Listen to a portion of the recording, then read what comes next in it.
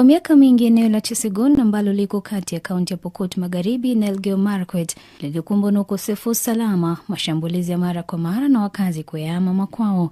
Kupitia miradi endelevu na yenye kustahimili, wenyeji hao wamejitosa kwenye kilimo cha nyanya, wakigeuza zaidi ya ekari 50 za kipande hiki cha ardhi kilichoko kwenye mpaka wa kaunti mbili kuwa shamba la nyanya na mazao mengine, lengo kuu likiwa kujikimu kimaisha, kumaliza utovu usalama na kuishi pamoja kama ndugu. Hapa ilikuwa ni zone ya vita.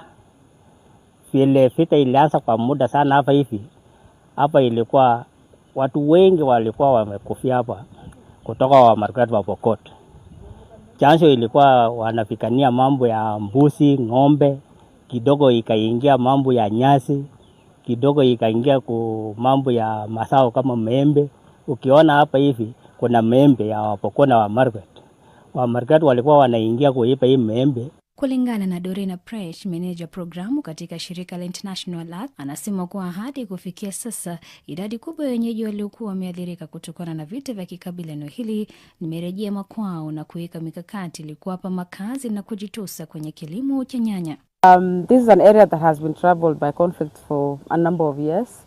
And, recently government has come up with this disarmament exercise.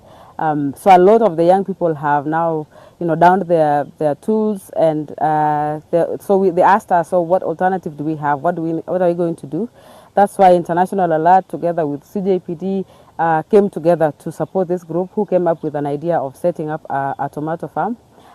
It's also a project that is really aligned with this whole climate change adaptation agenda, where we are looking at diversification of livelihoods. This area is largely dependent on, livestock farming, but with climate change and all these issues that are happening in terms of climate security, we decided to come together to support them with the tomato farming. It is a project that was initiated by our former IG, Joseph Boynet, by the year 2018.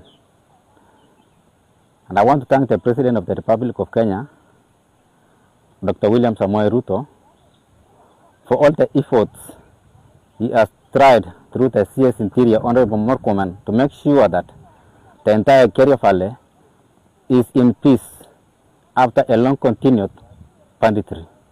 Kanisa nalo halijachwa nyuma, kwani linaunga mkono juhudi hizi za kurejesha amani, likitangaza mipango kadhaa ya kuzileta jamii zote mbili. Kwa hizi mwaka karibu 3, kuanzia mwaka wa 2002, tumekuwa hii eneo tukiongea na hawa vijana, tumeongea na wazee, tumeongea na wamama.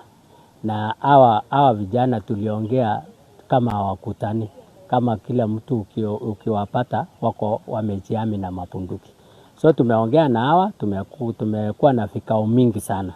Licha ya maendeleo hayo, wakazi wanasema mengi yanahitajika kufanywa, huku wakiomba serikali kuboresha barabara, shule, vituo vya afya na vituo vya polisi, wakionya kuwa miundombinu duni inaweza kuruhusu wezi wa mifugo kujipanga upya na kuvuruga hali tete ya amani.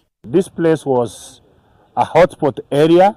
When you have heard of Chesegon, it was a very bad record, but right now, as we move on with peace dialogues along this border, we just want to say that peace along the Kerio Valley is now coming up in a very good way. Dolly Murugimbuvi, Dira ya Hope TV.